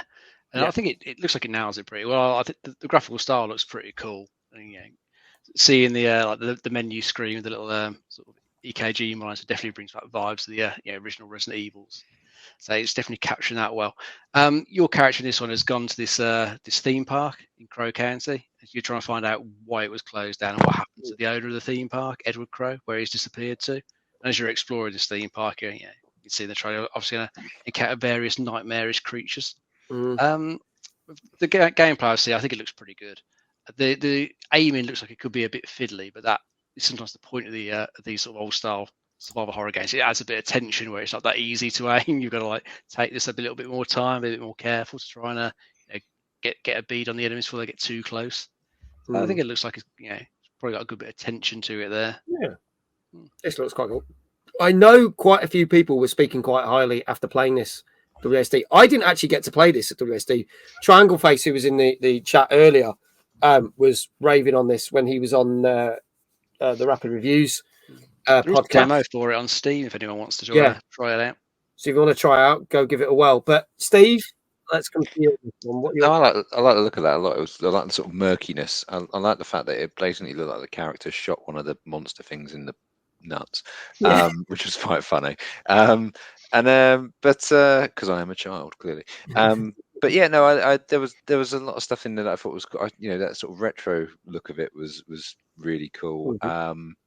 And I like the idea of murky monster hunting in a theme park, because I think that it sounds like there's quite a lot of fun you could have with the visuals on that. So I'm intrigued, suitably intrigued. 10 out of 10 would have a go off. Okay, I definitely would play this now. I'll have a go at the demo because I didn't get a chance at the WSD. So, folks, get your scores in now. Danker's put an 8.5 question mark. Not sure of his, score. A couple of people have said 7. Gozzo is saying an 8. Kylie is saying an 8.5. Let's have a look. Manic said a 7. That was who said a 7. Dave, what do you reckon? I'll try an 8 for this one. Trying an 8. Okay. Mr. Johnson says 8. iQuail says 7.5. James, what do you reckon? I'm going to go 9 on this. I was going to go 9.5, so I hope I don't live to regret it. But I think this one looks great. That PS1 style, very similar to a great game that came out. Was it last year? Chasing Static. Did you ever see that by Headway Games? Very PS1 style as well. And I met the devs at WASD, and they were great because they had 2 games there, in fact.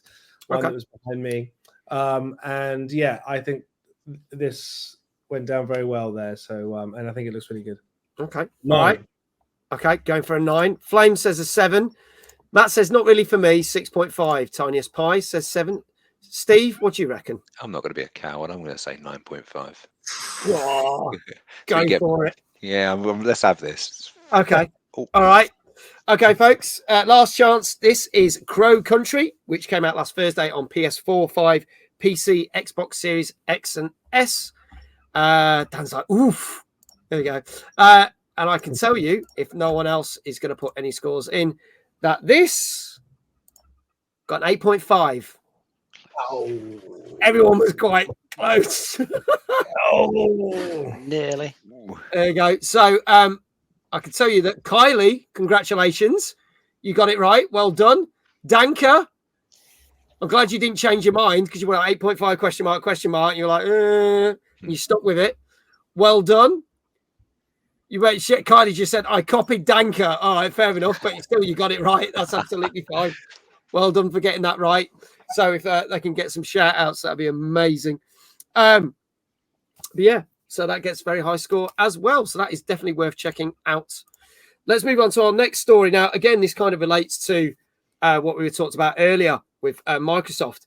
But we've seen many games get what they call review bombed recently, because if someone's done something a bit silly or they've done something in the game or the game's not very good, people like to jump on Steam and basically trash the shit out of it. This has kind of happened to a game that we've just been talking about, but in a reverse way. So we talked about Hi-Fi Rush and the fact that Hi-Fi Rush was critically acclaimed. It won a number of awards. People loved it. It did well in reviews. And yet Tango Gameworks have basically been said, you're closed. So people decided to review bomb Hi-Fi Rush on Steam but with positive reviews. So this is kind of a nice story in that respect. And it actually ended up with over 21,000 positive reviews over the weekend, which actually makes it the highest rated Microsoft/Bethesda game on Steam ever in history. Yeah, they've just shut the studio down. So it's kind of a nice thing, but is it a bit little too late in that respect? It shows the power of the player, I think, which it kind of, at least, yes, it's too late, but it shows the power that hopefully will leave a mark for the next big company who are thinking of doing something similar. I mean, hopefully, it just shows that players have a voice to try and do something. Sorry, James. I was just going to say, it's people getting enthusiastic and being nice about something and being positive. You can't really go wrong with that. And you'd think anyone who's worked on that game can now go to the, say, I've the highest rated game in. I did that one. I did, which does help. Yeah, and regardless of the circumstances of that coming about, I mean, people have gone in and been super positive because they feel so passionate about that particular game and the work of those particular people. So, that's awesome. It's a really, without being too corny, it's a really beautiful thing. Yeah,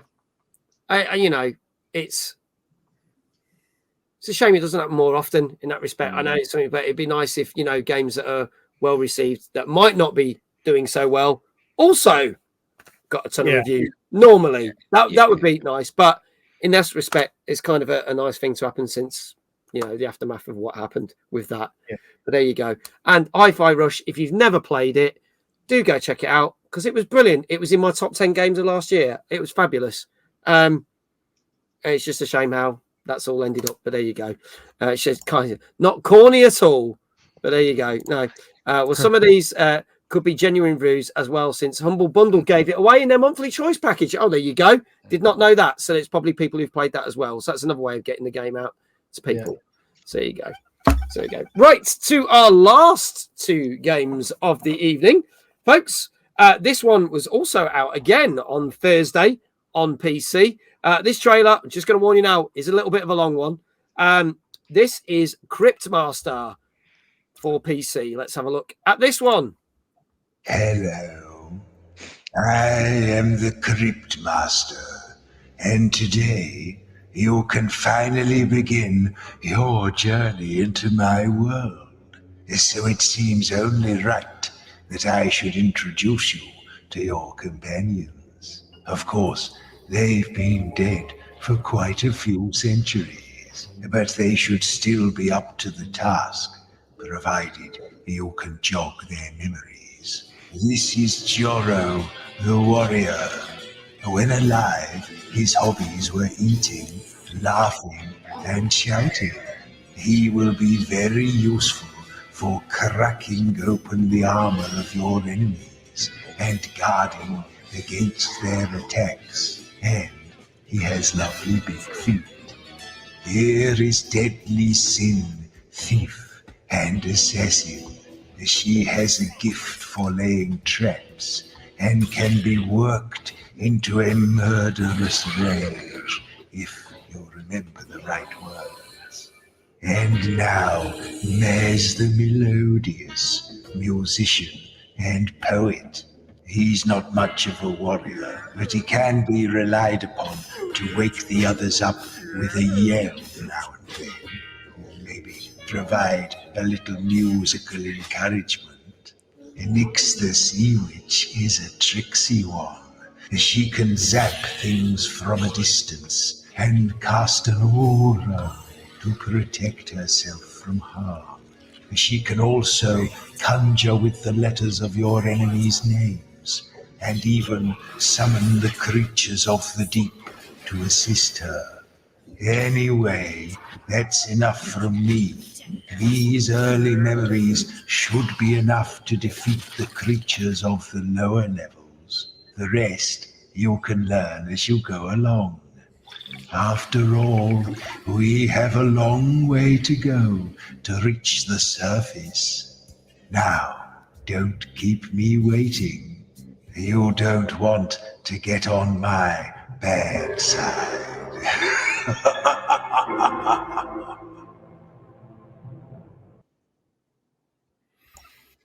Creepy enough, Dave? What do you reckon? Yeah, I'd say so. It's definitely an interesting looking game with that black and white art style it's gone for. Yeah. Which I think serves it pretty well because it definitely helps add to the sort of creepy, unsettling vibe that it's going for. It's definitely an interesting type of game because it's gone for that old school first person dungeon crawler. Yeah. You might remember from like games like the original Ultimate games in that series. But then it's got some wordplay to it, which you can either do with typing or you can speak as well. Oh, okay. So you can use speech to interact with the game, so you can just say the words instead of typing them out. But I think you've got to sort of, it's not just a case of like typing it out to match on screen like it was in like Typing of the Dead. Yeah. You might remember that. I think you've got to sort of learn some of the words or sort of solve puzzles to get letters, then use those to make up words to use in battles. And there's certain things you got to like, keep an eye on. Like you could see there was an enemy in there who had like B on the shield, and you can't use any words that begin with B in that particular battle because they just get blocked. So you got to learn the right words to use to take out the enemies. And you've got bits as well where I think that Cryptmaster, he's got like a chest in front of him. You can't see what's in there, but you can ask him certain things to do to it, like smell it, taste it, touch it, and he'll then give you clues to what might be in there. And then you can type what you think it is or speak what you think it is. And if you get it right, you get whatever's in there. And I think you get some more like letters to use in the next sort of part of the game, next battles. So it's definitely an interesting sounding game. Might not appeal to everybody, especially if you don't get on with like sort of word games, like say stuff like Wordle, things like that. Yeah. So I don't know, probably going to have limited appeal, but I think it's probably one of those games that's probably been done pretty well. And I think it's got a reasonable sort of comedic edge to it as well. A bit of tongue in cheek. It's not like completely dark and serious. It's got a bit of a light side to it as well. Okay. There you go. All right. James? I really like the look of this, and I know some of the on social media. I follow some of the devs who put it together. I love the art style. I love Games Master as a young'un, and it just gives me that kind of that vibe as well. Each fight or each room, as it were, you need to kind of escape from. And I really like the look of it. I would definitely check this out because I just think it's the whole, as you say, the comedic edge, the using the words. I think I like it. Okay, a couple of people have been putting. See, Manic was saying he's dyslexic, so this probably won't be a game for him. But then he said, but if you can use your voice, so that's intrigued him. And so 7. Gozzo says 8 out of 10. Flamey says 7.5. Smell it, taste it, touch it. Sounds like a post-watershed version of Poppet. Kylie says an 8. So let's get some scores. Dave, what do you reckon with this one?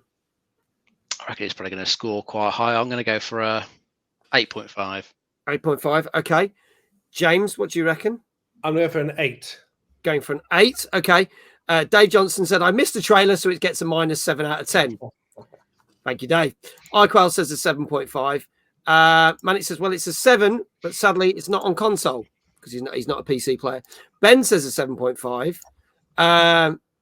Steve, what do you reckon? I'm going to go for a 7.5 as well. 7.5 as I well. was going to go for 8, but James has beat me to it. Okay. Jesse, I'm not going to. I would agree with you. For anyone who knows DJ Mike from our channel, yes, that's his core values. Yes.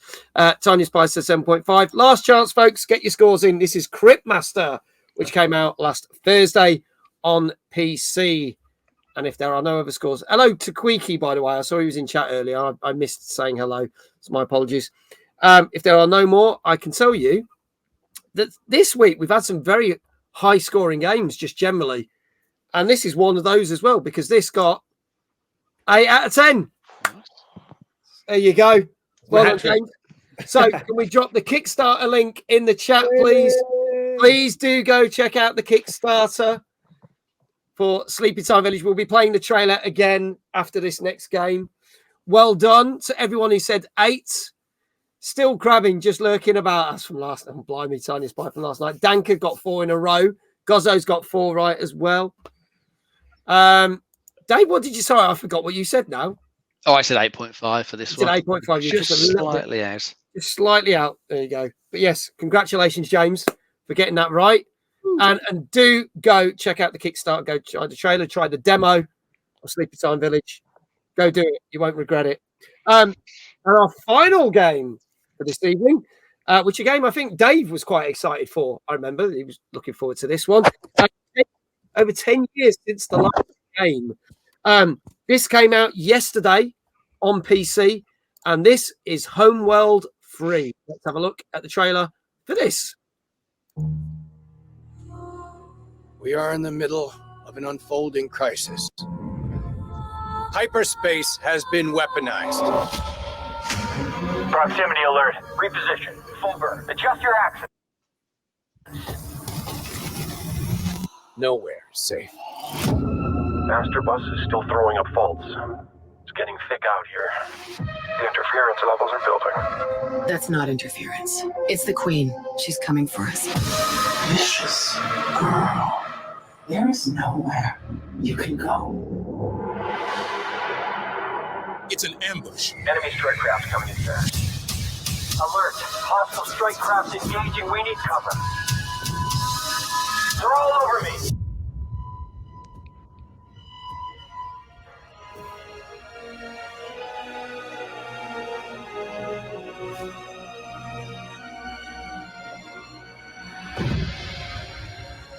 I'm still struggling with it all. Hostile turret tracking me. Requesting support. The losses. Alert! We need cover. Taking turret fire. It hurts, Controller lead. but I don't want to forget them. Get us out of here. Even in victory, there is loss. May the burden remain. May it remain.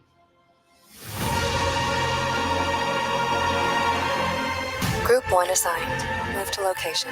Position noted. Moving now. Enemy detected in zone. They're coming right at you. Waiting for orders. On my mark. Go! Firing. Good hit. Ship destroyed. Attack run set. Missile on. Target in range. We're locked in. Targeting strike craft. Good hit.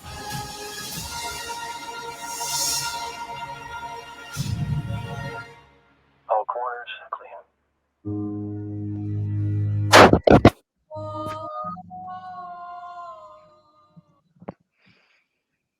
There you go. So that is Homeworld 3, which came out yesterday. Dave, as I said, you're excited for this one. Tell us more about this. Yeah, I am. I do like the series. It's been a long time since Homeworld 2. I think it's been about 20 years, just over 20 years since that one came out. It's been a long wait for this third one. They are pretty decent space RTS games. So you'll be commanding like a number of units, from small fighters up to big frigates, and that mothership you can see in the trailers as well. And fight the enemy over a number of single-player missions.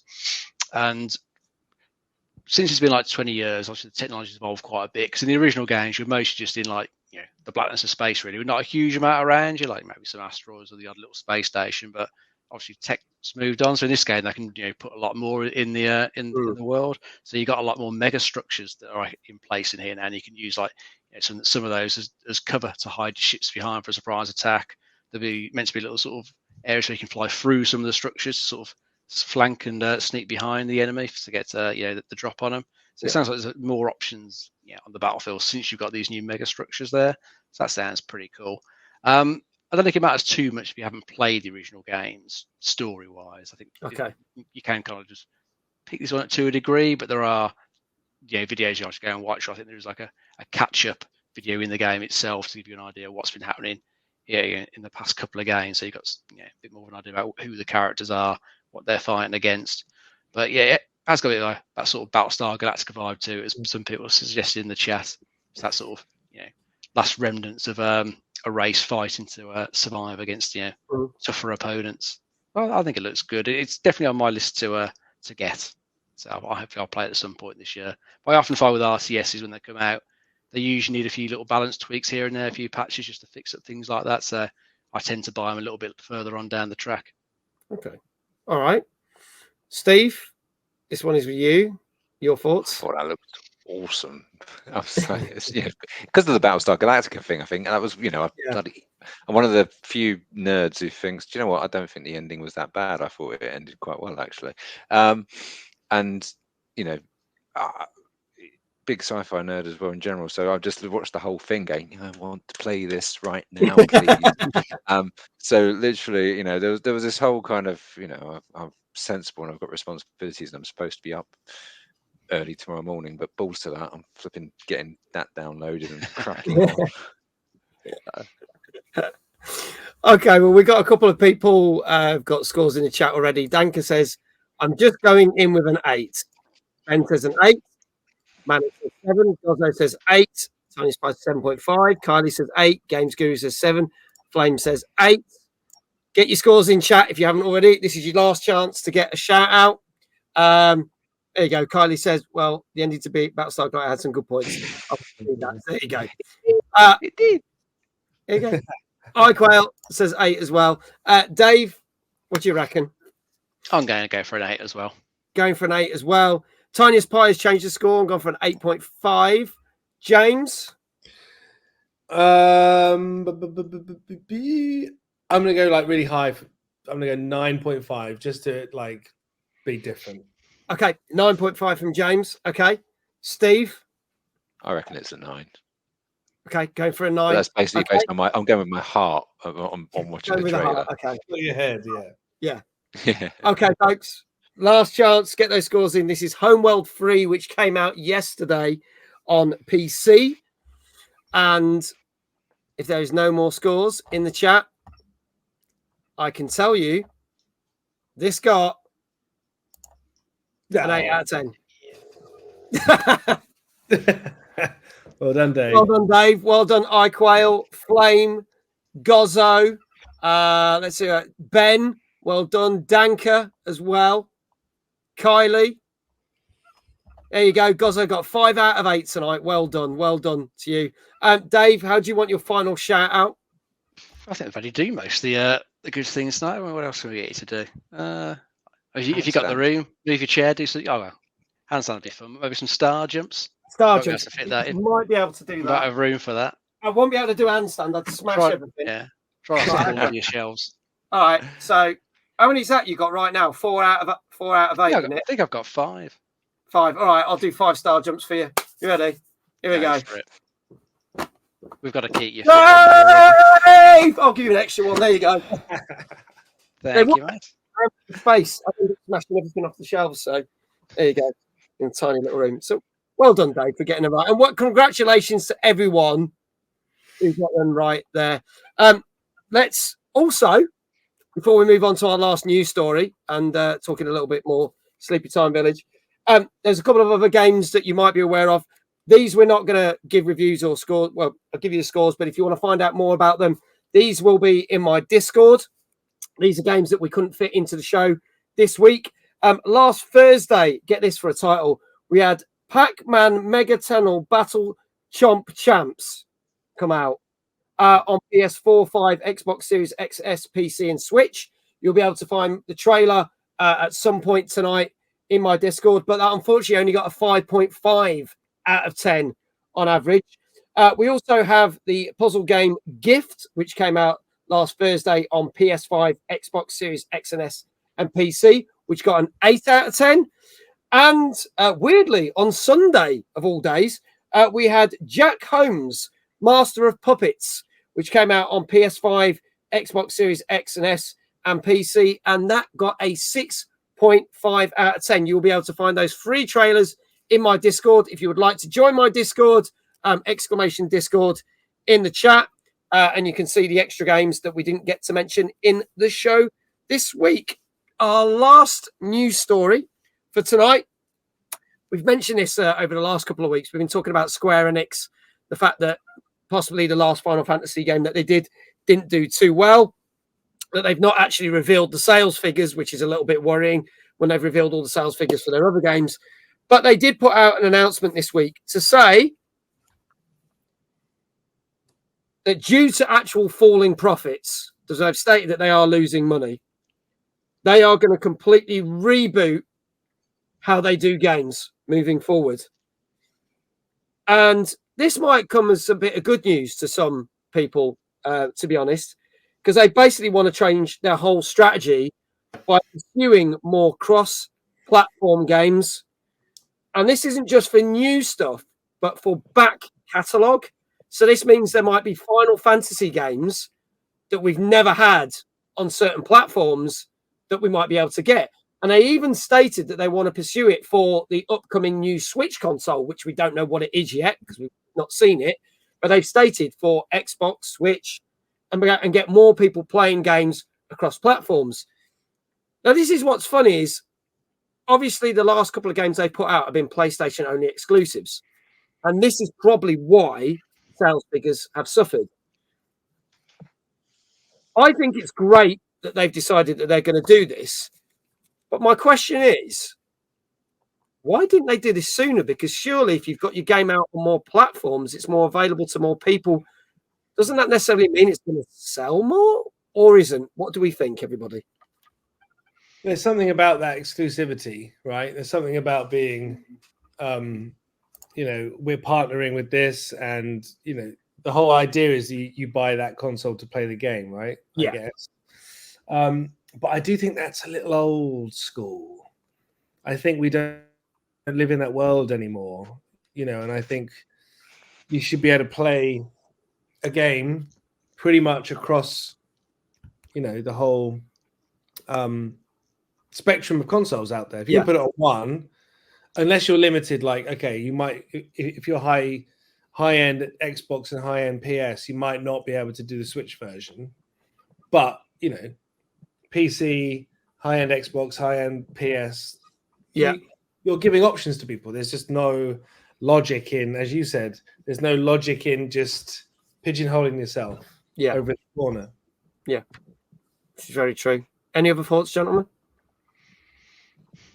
I think for a lot of the companies, they do need to go multi-platform these days, because again, it comes down to the time and the cost to make these big AAA games now. They're costing fortunes, like 200-300 million, some of them at the moment. So they need to make sure they get that back. And when you're limiting yourself to just PS5, which whilst it's got a big install base over the current consoles, it's still, you've still got more people on PS4, I think, still. Yes. That's sold more. So you are limiting the number you're going to sell on the PS5 only. And whilst it was always going to come to PC at some point, like the Final Fantasy VII Remake did, it's still, probably, I don't know, 6 months, a year away or something like that. And, that they're probably more interested in getting like a bigger day one amount of money back. That's probably what they're seeing. So instead of looking like, a year or two down the line to recoup the cost, I'd really want to make most of it back day one, I bet you. So if they put it on PC sooner, especially, they'd probably get much bigger sales there as well. Yeah. So add Xbox, even though it's a smaller install base. Okay. All right. Well, we'll have more gaming news and reviews for you next week. Now, just before we wrap up the show and play the trailer, again, a couple of little things I want to announce that are coming up very soon. I'm going to play this very short video, and it is very short because it's 8 seconds. This is courtesy, was sent to me today by Ubisoft. So I want to show you this because at 5 p.m. tomorrow, if this plays,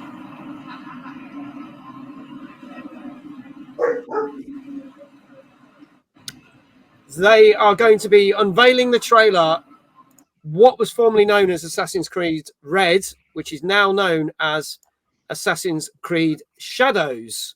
So they're going to be unveiling the trailer for that. And on next Monday's show, we will be unveiling some more stuff, not just the trailer, but Ubisoft have sent us some stuff to actually show basically some things that you can't get that are going to appear on the internet tomorrow.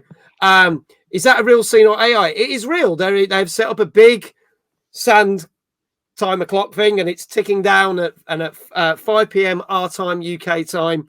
They will be unveiling a new trailer for that.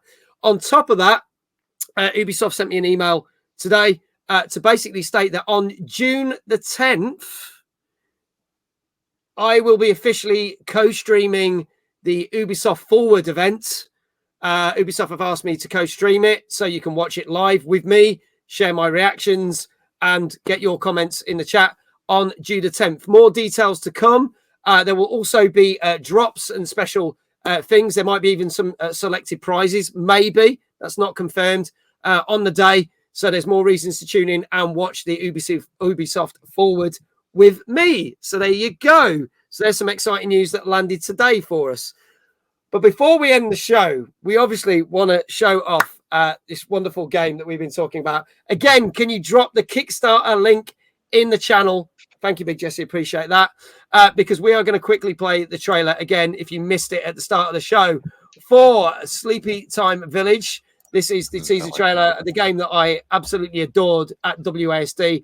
Have a look at this. This is due out for Halloween of 2025. What a bloody day. Where's my cab? Can't be late. Can't be late. So tired.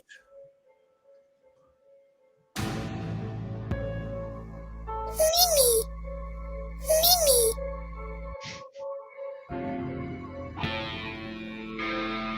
Where am I? The sun is up. A lovely day. It's time to leave the house and play. What?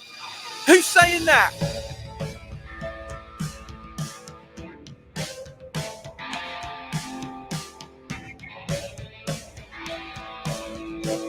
Dazu?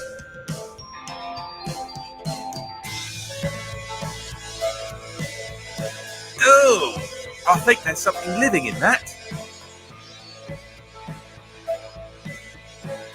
I told you not to play with Daddy's keys.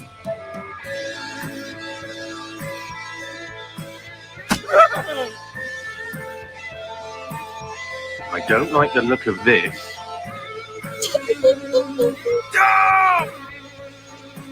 What is this place?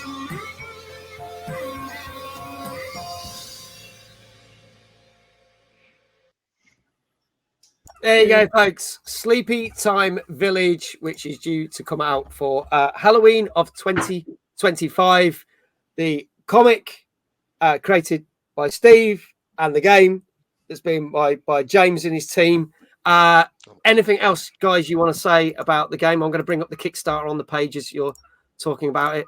I would just say if you love, a kind of creepy point and click adventure, or just a creepy adventure that is kind of has, black comedy humor. It's a bit dark, but it's also, it's a bit deep as well. And, it's going to be just really fun. The graphic novel it's based on is awesome. The game's going to go even further, expanding on that world. And I just think you'll have a great time. And it's full of great voice acting. Steve, what would you say? I would say most of that, and basically, if you've ever watched In the Night Garden and thought, you know what, that could do with more swearing, then this is the game for you. Definitely. It's or if you ever watched Life on Mars and thought, do you know what, this could do with more Night Garden, then this is for you as well. Exactly that. Exactly. No, but it was really nice seeing people playing the game at WASD and getting it and laughing in the right points. So it seemed to go down quite well. James has done some amazing hard work. Well, thanks, Big Jesse. James has done some amazing work in bringing this to life, and it's been exciting for me to see. It's been exciting for my daughter to see. And if we don't get funded and it doesn't get made, then that's going to really upset my daughter. And none of you watching this want to upset my daughter. I love a guilt trip. That's important. Do you really want to upset her? Is that what you're telling me? You're telling me as a father you want to upset her? Thanks. Oh, all right. No worse than now. Cheers.